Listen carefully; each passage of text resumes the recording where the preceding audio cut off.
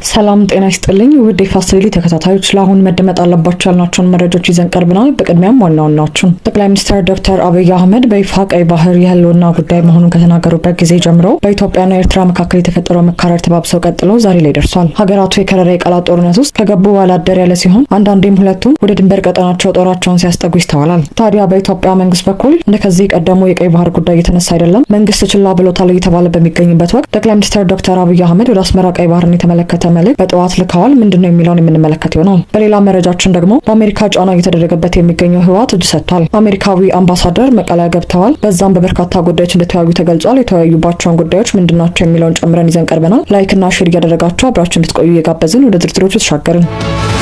ጠቅላይ ሚኒስትር ዶክተር አብይ አህመድ ዛሬ መክፈቻውን ባደረገው በሀገራዊ ምክክር ጉባኤ ላይ ተገኝተው ንግግር ባደረጉበት ወቅት ከሰሞኑ በምክር ቤቱ ስብሰባ ወቅት ያላነሱትን ሀሳብ አንስተዋል። ጠቅላዩ በመድረኩ ላይ ባደረጉት ንግግር በጠዋቱ ወደ አዲ ያለው ቤተ መንግስት ጠንከር ያለ ዛቻ አሰምተዋል። ኢትዮጵያ ለዘመናት ያስከበረችውን ቀይ ባህር ያልተመረጠ መንግስት በሸፍጥ የጂኦግራፊ እስረኛ ያደረገበት ምክንያት በውስጣችን ያለ ስንፍና እንጂ የኢትዮጵያን መሻትና ጥቅም ማስቆም የሚችል ኃይል ስለነበር አይደለም ሲሉ ነው ጠቅላይ ሚኒስትር አብይ አህመድ ወደ አስመራ የተኮሱት። የጠቅላዩ ስለ ቀይ ባህር በትልቁ የሀገራዊ ምክክር መድረክ ላይ መነሳቱ እንደ ትልቅ ብስራት የሚቆጠር መሆኑ እየተገለጸ ሲሆን ጠቅላዩ ኢትዮጵያ የቀይ ባህር ባለቤት እንደሆነች ይፋ አላደረጉም እያስባለ ይገኛል። ሻዕቢያ በሳዋ ማሰልጠኛው በርካታ ሰራዊት አስመርቆ ወደ አሰብ ባስጠጋበት ወቅት በምክር ቤቱ መድረክ ላይ ስለ አሰብና ቀይ ባህር ጥያቄ ተነስቶላቸው ዝምታን የመረጡት አብይ በዚህ ስለ ሀገር በሚመከርበት ትልቅ መድረክ ላይ ስለ ቀይ ባህር ማንሳታቸው ቀይ ባህር አሁንም ለኢትዮጵያ ወሳኝ አጀንዳ መሆኑን ያመላከቱበት ነው የተባለ ይገኛል። በታሪካዊው ሀገራዊ ምክክር ጉባኤ መክፈቻ ላይ ንግግር ያደረጉት ጠቅላይ ሚኒስትር ዶክተር አብይ አህመድ ከቀይ ባህር ጉዳይ ባሻገር ባነሱት ሀሳብ የምክክሩ ስኬት ሙሉ በሙሉ የሚረጋገጠው እርስ በርስ በመደማመጥና የሁሉንም ወገን ጥያቄዎች በአክብሮት በማስተናገድ ብቻ እንደሆነ ገልጸዋል። ጠቅላይ ሚኒስትሩ ለሀገር የሚበጅ የጋራ መፍትሄ ለማምጣት የአፋር አባቶችን ጥበብ ማስታወስ እንደሚገባ ጠቅሰው አንድ ቦታ ላይ ተቀምጠ በሌላኛው ወገን ላይ ያለውን ችግር መረዳት ስለማችል ተነስተ ሂድና ያኛውን ወገን ምን እንደሚያስብ ምን ጥያቄ እንዳለው አድምጥ የሚለውን ምክር በተግባር መተርጎም እንደሚገባ አሳስበዋል።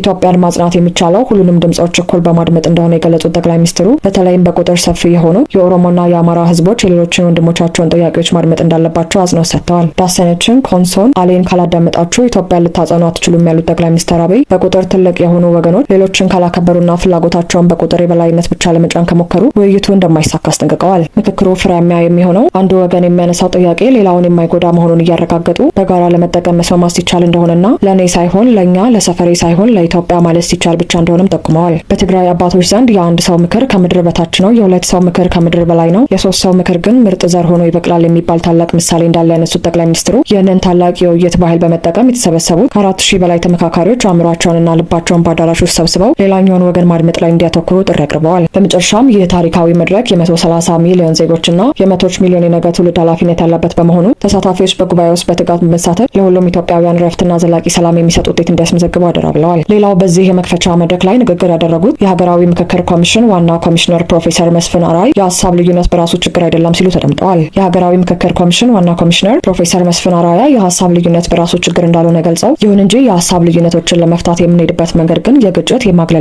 የኩርፊያ መሆን የለበትም ሲሉ ተናግረዋል። ዋና ኮሚሽነሩ ዛሬ በጀመረው ታሪካዊ ሀገራዊ የምክክር ጉባኤ ላይ የመክፈቻ ንግግር ያደረጉ ሲሆን በንግግራቸውም ኮሚሽኑ ከተመሰረተበት ጊዜ ጀምሮ እስካሁን ያከናወናቸውን ስራዎች ዳስሰዋል። ተመካካሪዎችም በቅንነት ከመጡበት አካባቢ በዘለለ የኢትዮጵያን ቀጣይ ዕጣ ፈንታ በማስቀደም በሀቀኝነት እንዲመካከሩ ጥሪያቸውን አስተላልፈዋል። ኮሚሽኑ ባለፉት ዓመታት 4 ዋና ተግባራትን ማከናወኑን የዘረዘሩት ዋና ኮሚሽነሩ እነሱም የአሰራር ስልቶችን መዘርጋት፣ ግልጽነትና ተጠያቂነት ያላቸውን አሰራሮች መዘርጋት፣ ተሳታፊዎችን የመለየት የአጀንዳ ማሰባሰብና አጀንዳ ቀረጻ እንዲሁም የግንዛቤ ማስጨበጫ ስራዎችን በትኩረት መስራታቸውን አመላክተዋል። ዛሬ የጀመረው ምክክር በእነዚህ መሰረታዊ ጉዳዮች ላይ የቆመ መሆኑን የገለጹት ዋና ኮሚሽነሩ የምክክሩ ውጤቶች የሀገራችንን ቀጣይ ዕጣ ፈንታ የሚወስኑ ለዘመናት እያጋጩ ላሉ ችግሮች መፍትሄ በማስቀመጥ ግጭቶችን በዘላቂነት የሚያስቆሙ ናቸው ብለዋል። በዛሬው ዕለት የጀመረው ሀገራዊ የምክክር ጉባኤ ወደፊት የሚገጥመንን የሀሳብ ልዩነቶች በውይይት ለመፍታት መሰረት የሚያስቀምጥ መሆኑን ጠቅሰው ይህ ጉባኤ ሊሳካ የሚችለው ሁሉም አካል በቅንነትና በሀቀኝነት ሲመካከል በመሆኑ ሁሉም የበኩሉን እንዲወጣ ጥሪያቸውን አስተላልፈዋል። በቀጣይ መረጃ የዶክተር ደብረጽዮን ገብረ ሚካኤል ቡድን በኢትዮጵያ የአሜሪካ አምባሳደር የሆኑትን ኤርቪን ማሲንጋን የመቀሌ ጉብኝት በተመለከተ ይዞት የነበረውን ጥብቅ አቋም በመተው በመጨረሻ እጅ መስጠቱ ተሰማ። ከዚህ ቀደም አምባሳደር ማሲንጋ ወደ መቀሌ ለማቅናት ሲያስቡ ዶክተር ደብረጽዮን አሜሪካ መንግስት መቀሌን እያስተዳደረ ያለው ህወሓት መሆኑን አምነው እውቅና ሊሰጠን ይገባል፣ ማንኛውም መግለጫ ሲወጣም የመቀሌ የህወሓት አስተዳደር መባል አለበት የሚል ቅድመ ሁኔታ ማቅረባቸው ጉብኝቱ ሳይካሄድ ቆይቷል። ነገር ግን የአሜሪካ መንግስት በበኩሉ እኛ እናንተን አናውቅም፣ የምናውቀው ጀኔራል ታደሰ ያሉበትን የትግራይ ጊዜ ጊዜያዊ አስተዳደርን ብቻ ነው በማለት ጥያቄውን ውድቅ አድርጎት ቆይቷል። በዚህ ውዝግብ ምክንያት ተቋርጦ የነበረው ግንኙነት አሁን ላይ መፍትሄ ያገኘ ሲሆን በስተመጨረሻም ዶክተር ደብረጽዮን አቋማቸውን በማላዛብ እጅ ሰጥተዋል። አምባሳደር ማሲንጋም መቀሌ አሉላ አባነጋ ኤርፖርት ሲደርሱ መቀባበል እንደተደረጋላቸው ታውቋል። አምባሳደሩ መቀሌ ከደረሱ በኋላም የመቀሌ ወሳኝ ምክር ተጀምሯል። በህወሓት ላይ ከፍ ያለ ጫናን እያሳደረች ያለችው አሜሪካ በዛሬው ዕለት መልእክተኛዋን ወደ መቀሌ ልካለች። ረፋዱን መቀሌ የደረሱት በኢትዮጵያ የአሜሪካ አምባሳደር ኤርቪን ማሲንጋ ጉዟቸው ደርሶ መልስ ነው ተብሏል። በሁለት ጉዳዮች ላይ ትኩረትን ያደረገው ውይይት ከደብረጽዮን ገብረ ሚካኤልና ከሌሎቹ የህወሓት ባለስልጣናት ጋር ያደርጋሉም ተብሏል። የዛሬውን የመቀሌ ምክር ወሳኝ የሚያደርገው በርካታ ነጥቦች እንዳሉም እየተገለጸ ይገኛል። ከነዚህም አንዱ ህወሓት ቀጣይ የሚኖረውን አካሄድና አቋም ለአሜሪካ ግልጽ የሚያደርግበት ነው የተባለ ይገኛል። ከአምባሳደሩ ጋር የሚገናኙት ደብረጽዮን ገብረ ሚካኤል ሁሉንም ነገር ግልጽ የሚያደርጉ መሆኑ ታውቋል። ህወሓት የፕሪቶሪያ ስምምነት ወደ ጎን ብለው የጊዜያዊ አስተዳደሩን ፕሬዝዳንት ሌተናል ጀነራል ታደሰ ወረደን ገለል በማድረግ የቀድሞውን ምክር ቤት መመለሱና